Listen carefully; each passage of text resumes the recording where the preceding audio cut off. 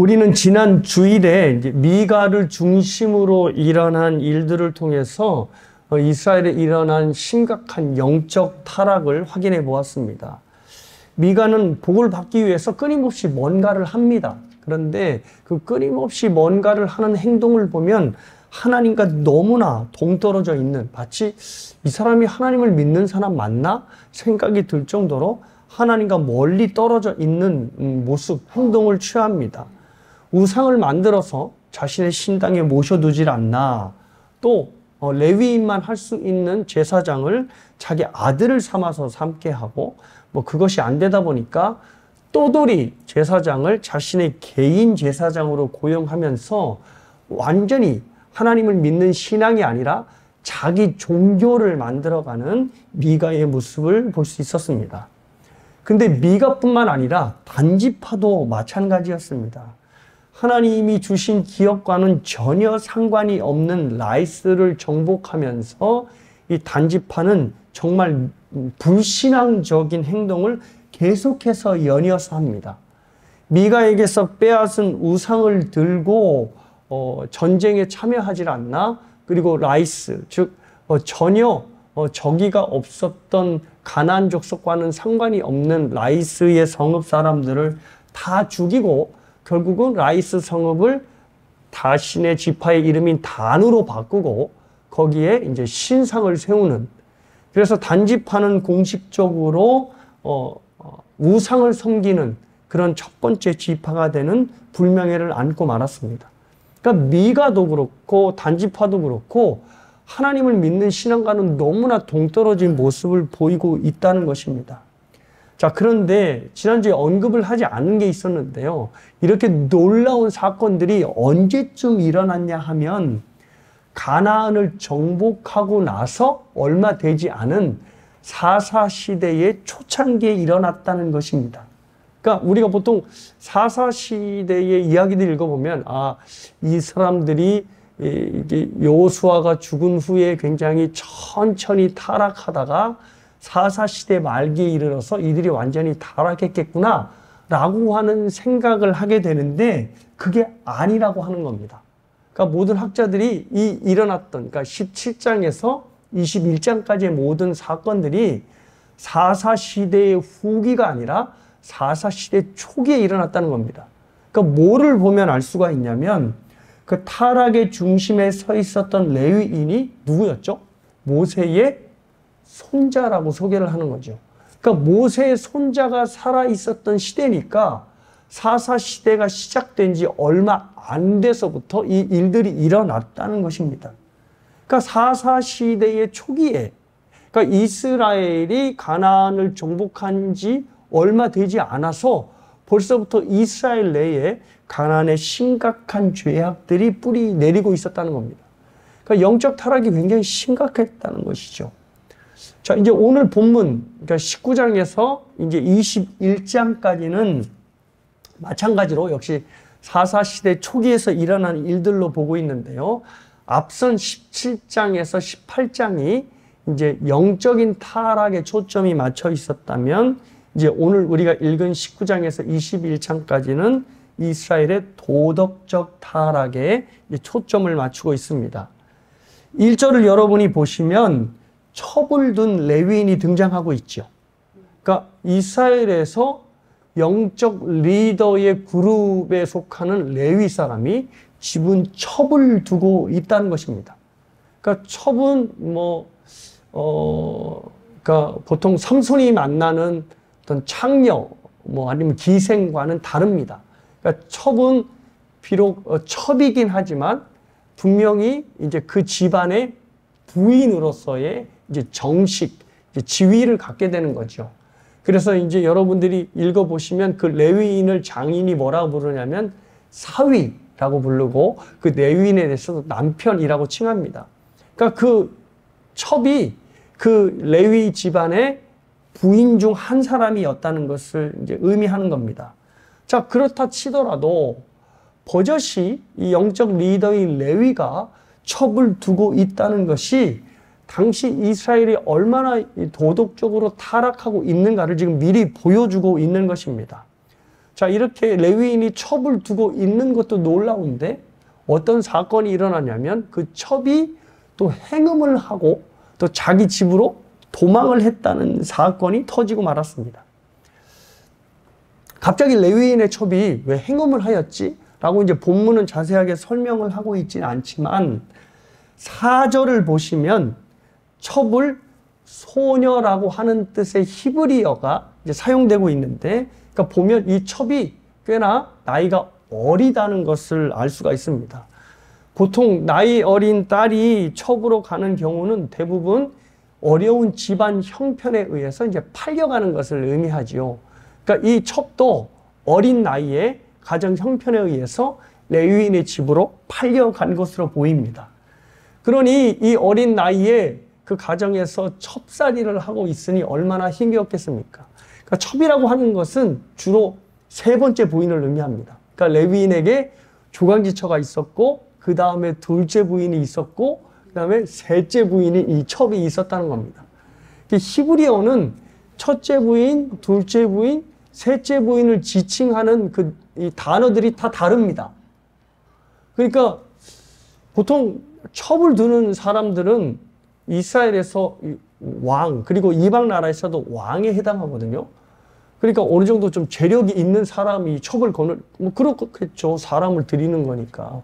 그러니까 이 레위인이 어디서 이런 재력이 나는지 몰라도 이 첩을, 즉 세 번째 부인을 두고 있었다는 겁니다. 그러니 이 나이 어린 이 딸이, 소녀가 세 번째 부인으로 살아간다니 얼마나 고달프겠습니까?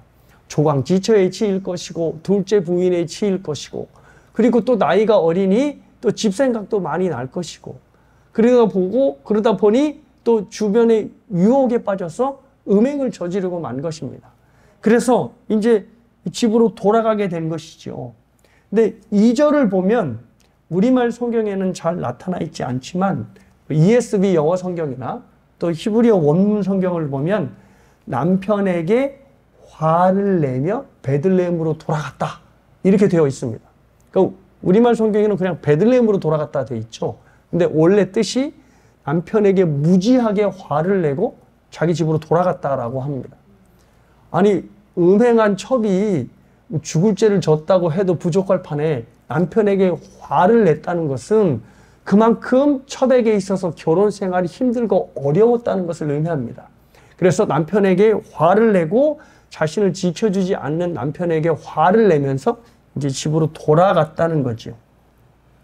자, 그러니 이후에 어찌되었든 간에 높은 성결의 수준을 요구하고 있는 레위인 집안에서 첩이 이 첩생활을 하고 있고, 이 첩이 더군다나 음행을 저질러서 돌아갔다는 것은 이스라엘이 얼마나 도덕적으로 부패하고 있는지를 보여줍니다. 자, 여기서 이제 우리가 주목해야 할 것이 하나 있는데요.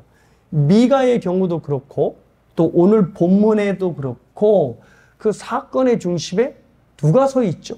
바로 레위인이 서 있다는 것입니다. 그만큼 레위인이 이스라엘에게 있어서 영적으로 도덕적으로 상당한 영향력을 미쳐왔다는 것을 의미합니다. 근데 레위인이 바로 오늘날의 누구라고 볼 수 있냐면 바로 목회자들이라고 할 수 있습니다. 그러니까 목회자들 역시도 당시 레위가 이스라엘 사회에 엄청난 영향을 미쳤던 것처럼 목회자들도 역시 본인이 원하든 원치 않든지 간에 교회에 그리고 사회에 크나큰 영향을 미치고 있다는 것입니다. 그래서 교회에 대한 비판을 가만히 보고 있으면 대부분 다 목회자들에 대한 비판으로 향해 있습니다. 그러니까 사람들이 여전히 목회자를 통해서 교회를 바라보고 있고 또 기독교의 순전함을 목회자의 순전함을 통하여 보고 있다는 것입니다. 그래서 목회자는 사실 원하든 원치 않든지 간에 공인이 되어 살 수밖에 없는 것입니다. 그래서 목회자는 사실 이게 제 발목을 잡는 말이 될 수도 있겠는데 목회자는 어떠한 경우라도 책을 잡히는 일을 해서는 안 됩니다. 여기에서 책이라는 것이 한자로 찾아보니까 꾸짖을 책 그리고 빗책이라고 되어 있더라고요. 그러니까 목회자는 책 잡을 일이 없어야 된다는 것은 꾸지람을 받을 만한 일을 하지 말아야 되고, 그리고 빚을 지는 일을 그 누구에게도 하지 말아야 된다는 것입니다. 왜냐하면 목회자의 책 잡힐 행동은 그 개인의 행동으로 끝나지 않고 교회와 사회에 적지 않은 영향을 미치고 있기 때문입니다. 자, 이 부분이 목회자의 삶에 있어서 가장 어려운 부분이 될 것입니다. 목회자가 의도하든 의도하지 않던 간에 그의 모든 결정과 행동과 또 모든 삶의 모습이 성도들에게 그리고 사회에게 적지 않은 영향을 끼치기 때문입니다. 그러니까 사람들이 목회자의 행동을 보고 전혀 주목할 것 같고 있지 않은데 벌써 목회자의 행동을 보고 아, 이거 교회 아니야, 교회 다니는 사람들 틀렸어 라고 하는 일종의 샘플로 생각하게 된다는 거죠. 어느 책에서 읽은 내용인데요, 알코올 중독에 빠진 어떤 한 사람이 그 원인을 자신이 청년 때에 만난 청년부 담당 목사님 때문이라고 하는 글을 읽은 적이 있습니다. 내용은 이렇습니다. 그 청년부 목사님이 속한 교단은 술에 대해서 좀 관대한 입장을 갖고 있는 교단이었던 모양입니다. 그러다 보니 이 청년부 목사님이 청년들과 함께 술자리에 참석을 하는 겁니다. 그래서 술도 마시면서 청년들과 이야기도 하고 또 그 자리에서 청년들의 상담도 받는 것이죠. 그러니까 청년들과 격이 없이 지내는 겁니다. 그러니까 우리의 입장에서는 좀 이해가 안 되죠. 아니, 목사님이 뭔 술자리에 참석해? 라고 생각을 했는데, 근데 그 청년에게는 그 목사님이 너무 멋있어 보였던 것입니다. 목사들 하면 항상 고리타분하고 점잖 빼고, 그래서 청년들 노는 것에 이렇게 거리를 두는 것이 대부분의 목사라고 생각을 했는데, 이 목사님은 청년들과 함께 술자리도 하고 격이 없이 이렇게 청년들을 대하니 목사님 참 멋있다 라고 생각을 했던 거죠. 게다가 플러스 뭐가 있었냐면 이 청년이 술자리를 가질 때마다 아, 나는 교회 다니는 사람인데 이렇게 술 마셔도 되나? 라고 생각을 해왔었는데, 아니 목사님이 이렇게 술자리에 딱 참석을 하다 보니 술 마시는 게 죄가 아니구만 이라고 편안하게 생각했다는 거지요. 그러니 술자리에 참여하면서도 전혀 죄책감을 느끼지 못하고 술을 계속 마시다가 결국은 술 없이 살지 못하는 알코올 중독자가 되었다라고 고백을 하는 겁니다. 물론 그 청년이, 그 사람이 알코올 중독자가 된 책임이 오롯이 청년 목사에게 있지는 않았을 것입니다. 하지만 분명한 것은 그 목사님의 그런 행동이 그 사람의 음주 생활에 큰 영향을 행사했다는 것은 부인할 수 없는 사실이 될 것입니다. 우리 목사님도 먹는데 이러한 생각으로 인하여 음주가 정당화되었고 음주에 대해서 면죄부를 주고 만 것입니다.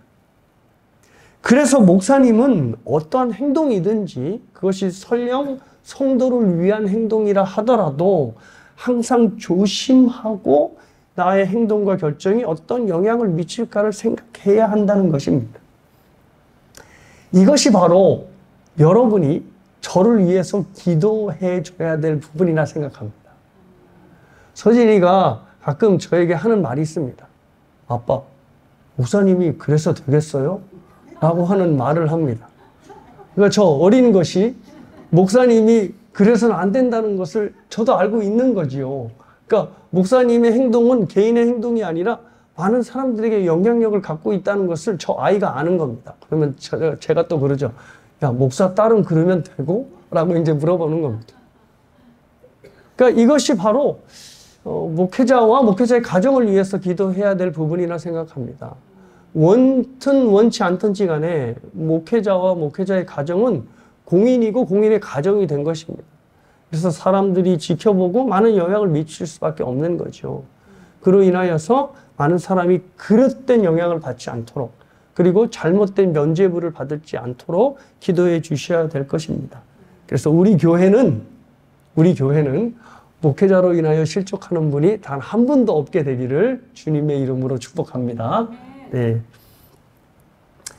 자, 이제 본문이 타락한 레위인이 이제 그 다음에 이스라엘 전역으로 어떻게 악영향을 미치는지 굉장히 세세하게 그려내고 있습니다. 자, 첩을 데리러 간 이 처갓집에 간 레위인이 이 장인으로부터 아주 끔찍한 대접을 받습니다. 그때 당시 고대 근동에서는 유부녀가 바람을 폈다 하면 그건 화형에 처하는 것이 일반적인 형벌이었다고 합니다. 근데 이 레위인은 화형을 시키러 오지 않고 다시 그 딸을 데리러 왔으니 장인이 너무 고맙고 기쁜 거지요. 그래서 무려 5일 동안을 극진히 대접을 해 주었습니다. 그리고 이렇게 대접을 받은 레위인이 이제 첩을 데리고 자기 집이 있는 이제 에브라임 산지로 이제 출발을 하게 되었습니다. 근데 이제 화면에서 보다시피 이제 에브라임, 이제 그 집이 지금 베들레헴에 있죠. 근데 베들레헴에서 이제 자기 집이 있는 에브라임까지 가려 하면 기브아를 거치고 라마를 거쳐서 이제 한참 가야 되는 건데, 그러니까 하루 반, 한 이틀 정도의 길이 이제 소모된다고 합니다. 그런데 이제 부지런히 이제 출발을 했는데 하도 장인이 붙잡고 말리는 바람에 아침에 출발을 하는데 오후에 출발을 하게 된 것이에요. 그래서 이제 해가 어둑어둑해졌을 때 이제 예루살렘에 도착을 하게 된 것입니다. 그런데 예루살렘은 우리가 보통 뭐 이스라엘의 수도라고 하니까 이제 이스라엘 사람들이 살고 있겠구나 생각을 했는데, 그때 당시에는 여부스 족속이라고 하는 가나안 족속이 예루살렘에 살고 있었습니다. 그러니까 예루살렘은 바로 이방 족속들, 가나안 족속들이 살고 있는 이방의 성읍이지요. 그러니까 레위인이 야, 우리가 여기서 머물렀다가는 위험하다. 그러니 좀 무리해서라도 저 기브아까지 올라가자. 기브아는 이스라엘 사람들이 살고 있는 성읍이니까 비교적 안전할 것이다. 라고 해서 무리해가지고 이제 예루살렘을 지나 기브아까지 간 것입니다. 자, 이제 기브아로 딱 가서 이제 이스라엘 사람들이 평상시 하는 대로 새로운 손님을 만나면 자기 집으로 영접할 것이다 라고 생각을 했는데, 아니 기브아에 도착했는데 모두 다 거들떠보질 않는 겁니다. 레위인의 처, 그리고 레위인이 대동한 하인까지 이 세 무리가 갔는데도 뭐 나귀까지 2마리를 데리고 왔으니까, 근데 이들을 멀뚱멀뚱 지켜보고 있고 자기 집으로 초대하지는 영접하지 않는 겁니다. 그러니 꼼짝없이 기브아 길거리에서 광장에서 밤을 새게 된 것이죠. 야, 이럴 바에는 차라리 여부스 예루살렘에서 자는 게 나을 뻔했다 라고 하는 생각이 들 정도로 기브아 사람들이 냉대에 일관하는 것입니다. 그러다가 이제 노숙을 할 수밖에 없는 처지에 밭에서 일을 마치고 돌아온 노인과 마주하게 되었고, 그 사람이 자기와 같은 동양 사람인 에브라임 산지 사람인 것을 알았습니다. 그래서 그 노인이 이제 그 일행을 초대하여서 이제 극진히 대접하고 그 밤을 유숙하게 된 것이죠. 자, 이제 꼼짝없이 노숙을 하게 된 마당에서 이제 노인의 집에 들어가게 되었으니까 얼마나 마음을 놓았겠습니까? 그런데 마음을 놓은 것도 잠시 인의 불량배들이 몰라와서 이제 레위인을 내놓으라고 하는 겁니다. 22절을 보십니다. 그들은 이제 레위 일행이죠. 마음을 즐겁게 할 때에 그 성읍의 불량배들이 그 집을 에워싸고 문을 두들기며 집주인 노인에게 말하여 이르되 내 집에 들어온 사람을 끌어내라. 우리가 그와 관계하리라. 자, 기브아의 불량배들이 몰려와서는 레위인을 강간하겠다고 내어놓으라 요구하는 것입니다. 그러니까 동성강간이죠. 그러니까 이 모습을 보면 멸망을 당한 소돔과 고모라의 모습을 충분히 예상할 수 있습니다. 이게 이제 창세기 19장에 나오는데요. 그때 당시 소돔과 고모라를 멸망시키기 위해서 천사들이 내려오죠. 근데 소돔과 고모라 사람들이 이 천사들의 아리따운 모습을 보고 내가 그들과 관계하리라 그러면서 이 롯에게 이 천사들을 내어놓으라. 뭐 천사들인 것은 아니고 그때는 이제 사람으로 보였으니까 그 사람들을 내어놓아라 라고 얘기를 한 것입니다. 똑같은 이 모습이 바로 기브아에서 행해지는 것입니다. 그러니까 소돔과 고모라는 그 옛날에 멸망했어도 그 동성애에 대한 성적 범죄가 여전히 가나안 땅을 지배하고 있었다는 것을 알 수 있고, 더군다나 이 가나안의 죄악이 이스라엘 사람들인 기브아 사람들에게 깊이 뿌리내리고 있었다는 것을 확인해 볼 수가 있습니다. 하나님께서 이스라엘 백성들이 가나안 땅에 들어가기 전에 미리 앞서서 모세에게 너희들이 가나안에 들어가면 가나안의 이러한 풍습들을 배우지 말아라 라고 하면서 법으로 정하신 장면이 바로 레위기 18장에 나옵니다. 근데 여러분이 집에서 레위기 18장을 보시면 아주 지저분한 성적 타락의 모습들이 자주 이제 열거되어 있습니다. 그러니까 부모와 음행하지 마라. 그러니까 가나안 사람들은 부모와 음행했다는 말이에요, 이 말이. 그리고 형제의 아내와 음행하지 마라. 그리고 친척과 음행하지 마라. 심지어 짐승과 교합하지 말라라고 하는 명령까지 써 있습니다. 그러니까 이 말은 가나안이 그만큼 이런 성적인 타락에 물들어 있었다는 겁니다. 근데 그 모든 죄악의 목록들 중에서 뭐가 들어가 있냐면 22절 말씀입니다. 뭐냐면 너는 여자와 동침함 같이 낭자와 동침하지 말라. 이는 뭐라? 가증한 일이니라 라고 명령을 한 것입니다. 그러니까 가나안 땅에 이 동성애가 이미 퍼져 있었다는 것입니다. 그러니 너희들은 들어가면 이 가나안의 풍습에 휩쓸리지 말라라고 당부를 하신 건데, 말씀드린 바대로 우리가 읽은 본문의 그 배경은 이스라엘이 가나안을 정복하지 얼마 안 돼서 일어난 일들입니다. 그러니까 가나안의 풍습이 얼마 되지도 않은 이스라엘 사람들에게 깊이 적용되어서 차리하고 있었던 것입니다. 그러니까 가나안을 무력으로 하나님이 주시는 힘으로 정복했을지는 몰라도 이들이 정복한 다음에는 거꾸로 가나안의 문화에 정복되어서 가나안의 풍습들을 그대로 따라하고 있었다는 것입니다. 그래서 타지 사람을 레위인을 강간하기 위해서 끌어내라라고 하는 요구인들의 요구하는 기브아 사람들의 모습을 보면서 가나안의 풍습이 그들에게 얼마나 자리하고 있는지를 충분히 우리는 짐작해 볼 수 있습니다.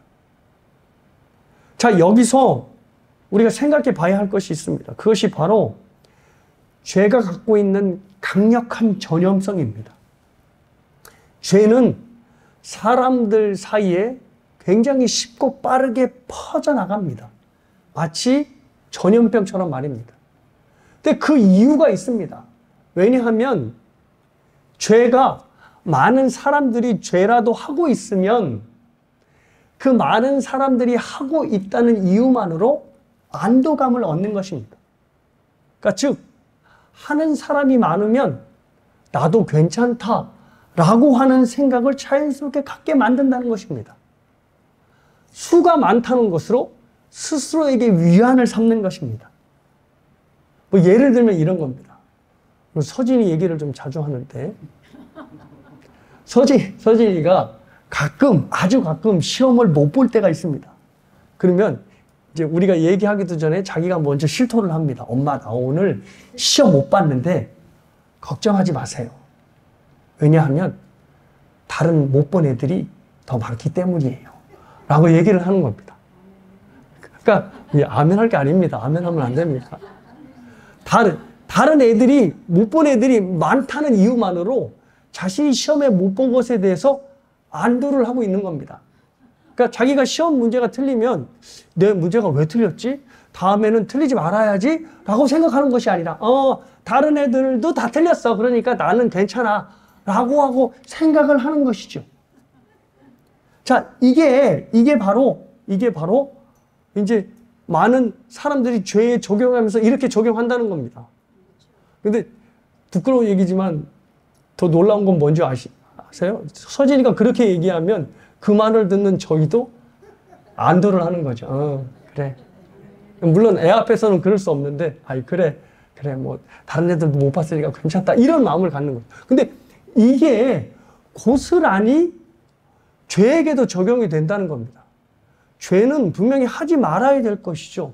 그래서 세상에 유행하는 것들이 이게 하나님의 말씀에 맞는지 아닌지를 분별을 해야 됩니다. 그런데 그거 상관 안 합니다. 많은 사람이 하고 있으면 그 하고 있다는 그 자체로 인하여 한도감을 느끼는 겁니다. 뭐 다른 사람도 하고 있는데 그게 왜 죄야? 라고 그냥 넘긴다는 것이죠.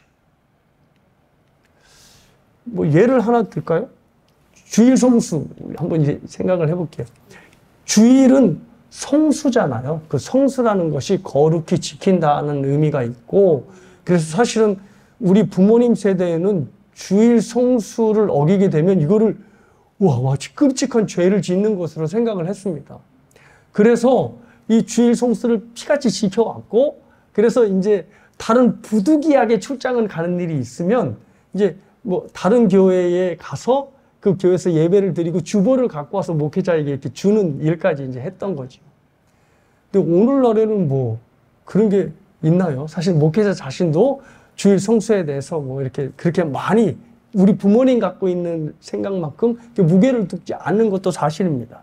근데 제가 지난 담임을 하고 있는 교회에서 겪었던 일입니다. 이제 어떤 성도님이 한국에 나갔다 오셨는데, 이분이 한국 갔다 오셔서 이제 저한테 방으로 이제 똑똑 노크라고 들어오시는 겁니다. 그래서 잘 다녀오셨어요. 그랬더니 이분이 갑자기 저에게 주보를 하나 딱 내미는 겁니다. 그래서 웬 주보예요, 집사님? 그랬더니 한국 주보인 거예요. 그래서 한국 주보네요. 그랬더니 목사님, 제가 한국 가 있는 동안 이 교회에서 예배를 드리고 이 교회 주보를 갖고 목사님께 드리는 거예요. 저 주일날 스킵하지 않고 이 교회에서 예배 드렸다고 목사님께 주보 보여드리는 겁니다. 하는 겁니다. 우와, 제가 목사 안수 받고 그런 분 처음 봤습니다. 근데 그분이 나이가 많은 분이 아니에요. 한 50대 초반이었는데 그렇게 하는 겁니다. 그러니까 이렇듯 많은 사람들이 이제 오늘날에서는 주일 성수를 아무렇게 중요하게 생각하지 않으니까 그것이 덩달아 중요하지 않게 된 겁니다. 주일 성수 얘기하면 조금 들은 사람들은 뭐라고 얘기하냐면, 목사님, 주일날만 거룩한 날인가요? 하나님이 주신 매일이 거룩한 날이지? 라고 하면서 그렇게 얘기를 하는 겁니다. 근데 이분들의 특징이 뭔지 아십니까? 평일을 평일처럼, 주일도 평일처럼. 우리가 뭐 맨날 날마다 기도해야죠. 뭐 굳이 새벽 기도에 나와서 기도해야 됩니까? 이렇게 말하고 날마다 기도 안 하고 새벽 기도는 더 안 나오고 뭐 이렇게 되는 거죠. 그러니 그러니까 사실은 평일을 주일처럼이라는 말이 틀린 말이 아닙니다. 왜? 하나님이 주신 날이 다 거룩한 날이기 때문에. 그러면 평일도 거룩한 주일처럼 거룩하게 보내야 되는데, 그렇지 않고 주일도 평일처럼 자기 하고 싶은 거 다 하고서는 마치 주일 성수를 얘기하면, 목사님 주일만 거룩한 주일인가요? 이렇게 얘기를 한다는 거죠. 그런데 왜 이와 같은 이 생각을 많은 사람들이 하고 있으니 그것이 죄인지도 모르고 그냥 그렇게 살았다는 겁니다. 그런데 가나안의 죄악된 풍습들이 이러한 식으로 이스라엘 사람들에게 퍼져가지 않았을까 생각합니다. 당시 동성애는, 가나안 땅의 동성애는 가나안의 종교와 밀접하게 연결이 되어 있습니다. 여러분이 알다시피 가나안은 누굴 믿었죠? 바알과 아세라. 근데 이 바알과 아세라가 부부신입니다. 근데 이들이 뭐를 믿었냐면, 바알과 아세라는 가나안 땅의 풍요와 번영을 약속하는 신이에요. 그런데 어떤 믿음의 내용이 있냐면, 뭐 일종의 그들의 신앙 고백인데, 바알과 아세라가 서로 부부관계를 가지면 하늘에서 비가 내리고 땅에 생명이 움트고 가축들은 새끼를 낳는다라고 믿고 있었습니다. 그래서 이들의 중요한 신전 의식의 핵심은 뭐냐면, 바알과 아세라를 성적으로 자극하는 겁니다.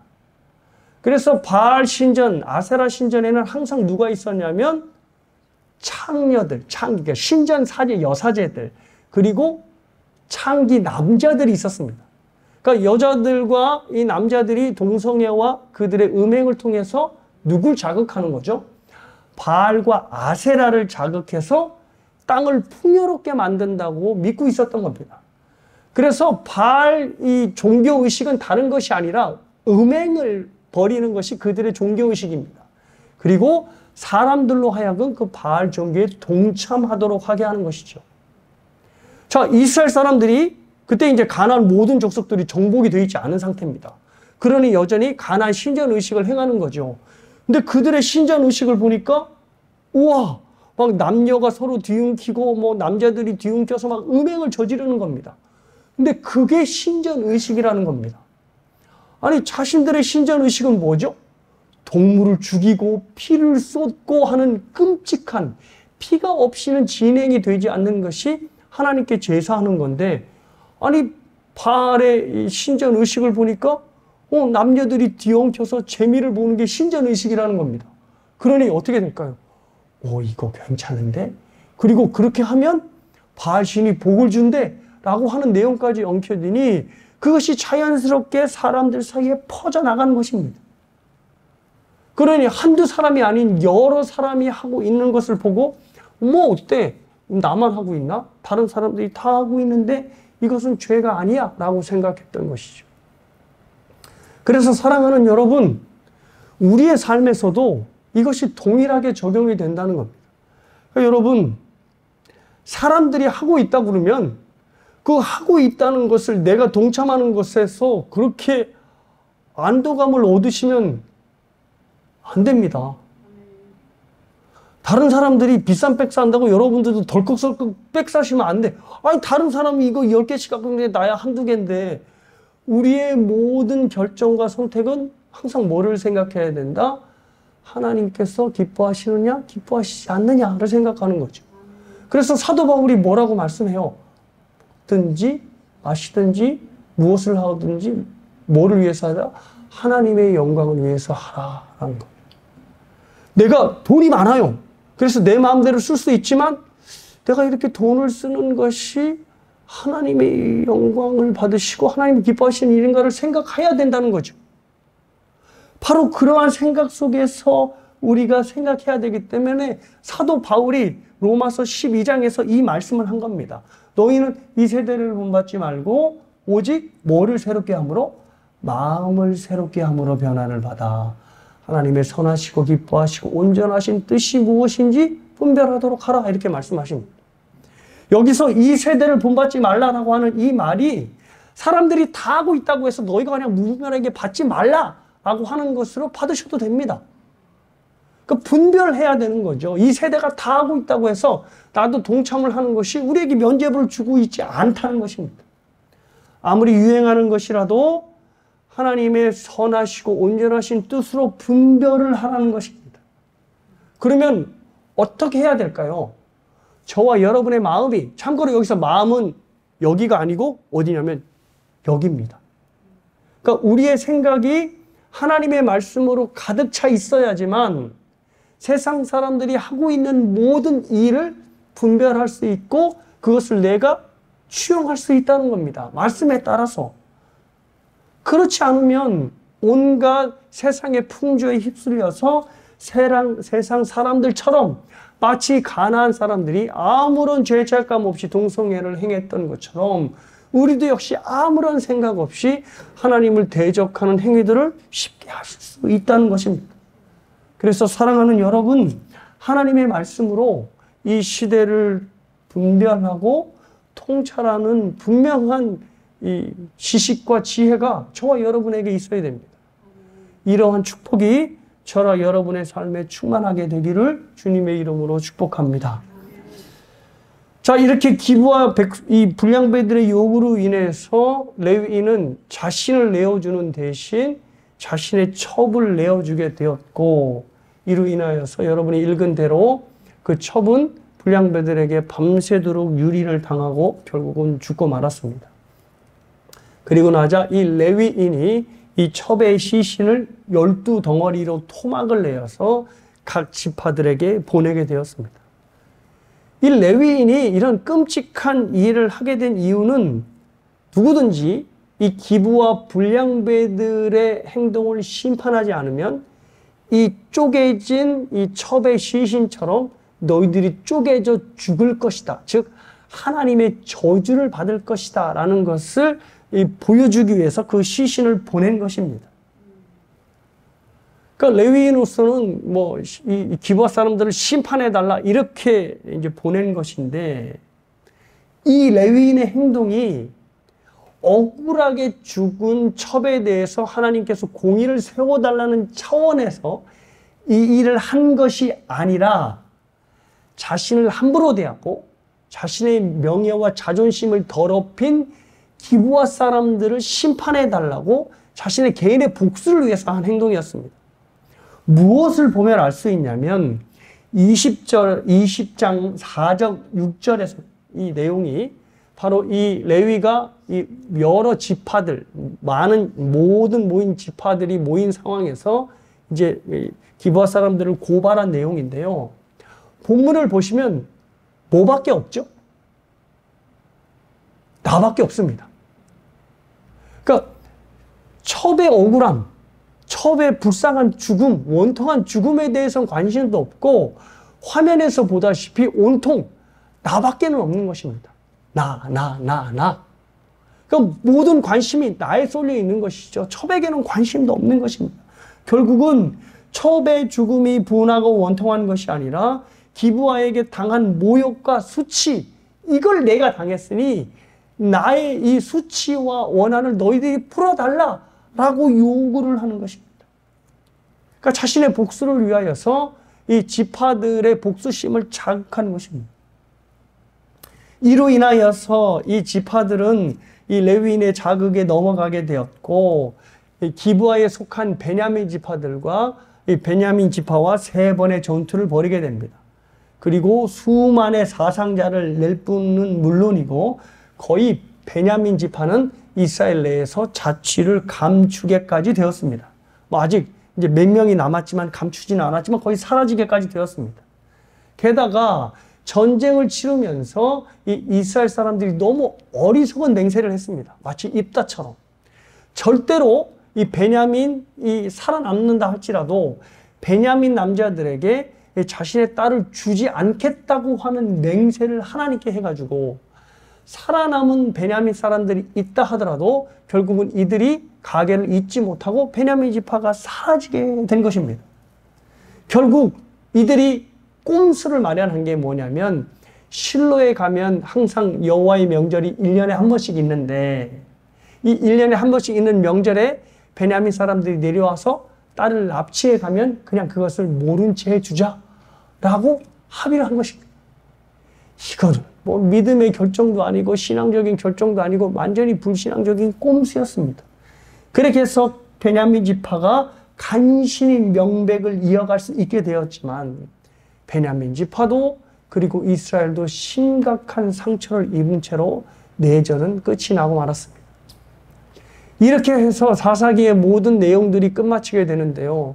사사기 기자가 이 사사기 시대의 내용을 25절 마지막 절에 다음과 같이 결론 짓고 있습니다.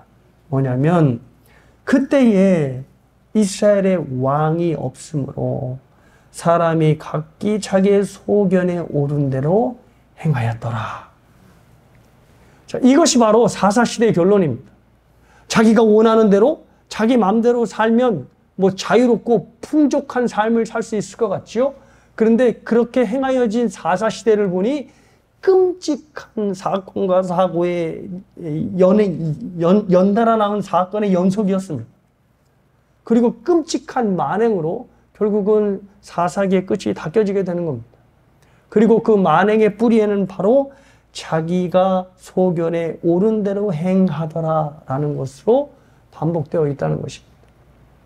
그러니까 자기의 소견대로 행하는 사회에서는 결국 하나님이 자기의 욕망을 이루는 하나의 도구로, 하나의 수단으로 쓰여질 수밖에 없다는 겁니다.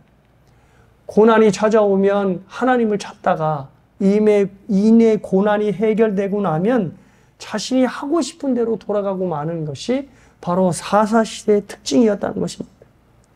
그래서 사랑하는 여러분, 저와 여러분의 삶에서 하나님이 저와 여러분을 다스리는 왕이 되지 않으면 우리는 각자의 소견대로 정하고 각자의 소견대로 행하는 끔찍한 사사시대의 삶을 살 수밖에 없다는 것을 기억해야 합니다. 이것은 하나님께서 세운 사사도 예외는 아니었습니다. 뭐 기드온 때서부터 그 문제가 일어나죠. 기드온과 300명의 연사로 수십만의 이 미디안의 군사들을 무찔렀던 이 믿음의 용사 기드온이 결국은 어떻게 인생을 말아먹었죠? 자신이 죽으면서까지도 사람들의 숭배를 받기 위해서 에봇을 만들어서 세웠지요. 그래서 사람들이 음란하게 이 기드온이 만든 에봇을 섬기게 되었습니다. 그리고 뭐 입다는 여러분이 잘 아시다시피 그때 가나안에 성행했던 인신 제사의 영향을 받아서 자신의 딸을 번제로 바치고 마는 그런 엄청난 일을 저지르고 맙니다. 뭐 삼손은 두만하야 뭐 말할 것이 없지요. 평생을 여자 뒷공무니만 쫓아다니다가 결국은 자신의 인생을 허비하고 마는 사사로 산 것입니다. 하나님께 부름을 받는 사사라 할지라도 그 삶에서 하나님이 왕으로 다스림을 주지 않으면, 다스림을 받지 않으면 그 사사도 별 수 없이 자신의 뜻대로, 자신의 소견대로 행하다가 삶을 마감하게 된다는 것입니다. 사랑하는 여러분, 그래서 항상 저와 여러분에게 이 물음이 필요합니다. 과연 내 삶을 이끄는 왕은 누구인지, 바로 예수 그리스도이신지 아니면 바로 내 자신의 소견인지. 사사시대의 사사들을 보면 참으로 불안하잖아요. 그 불안한 사사들을 통해서도 하나님이 역사하셨습니다. 근데 이 불안한 사사들을 통해서 하나님께서 우리에게 보여주신 것이 있었습니다. 그게 뭐냐면 너희들이 이 인간적인 사사 갖고는 안 된다. 누구를 기다리고 바라야 된다? 영원한 사사이신 예수 그리스도를 기다려야 된다. 라고 하며 이 사사기를 우리에게 주신 것이고, 그리고 마침내 때가 되어 예수 그리스도가 우리에게 영원한 사사로 등장을 하신 것입니다. 사사는 누구죠? 말 그대로 심판하고 다스리는 사람입니다. 왕을 의미하는 거죠. 바로 저와 여러분에게 있어서의 사사, 왕은 바로 예수 그리스도시라는 것입니다.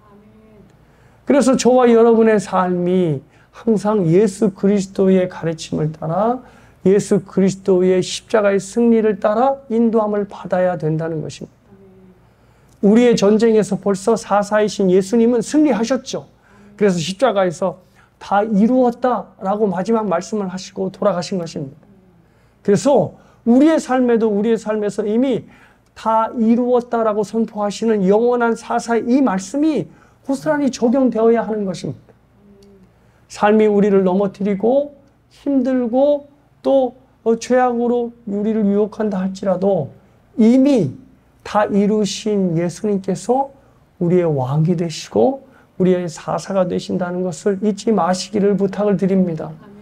그래서 삶에서 어떠한 곤고한 순간, 어려운 순간이 찾아온다 할지라도 우리의 붙드실 분은 오직 누구?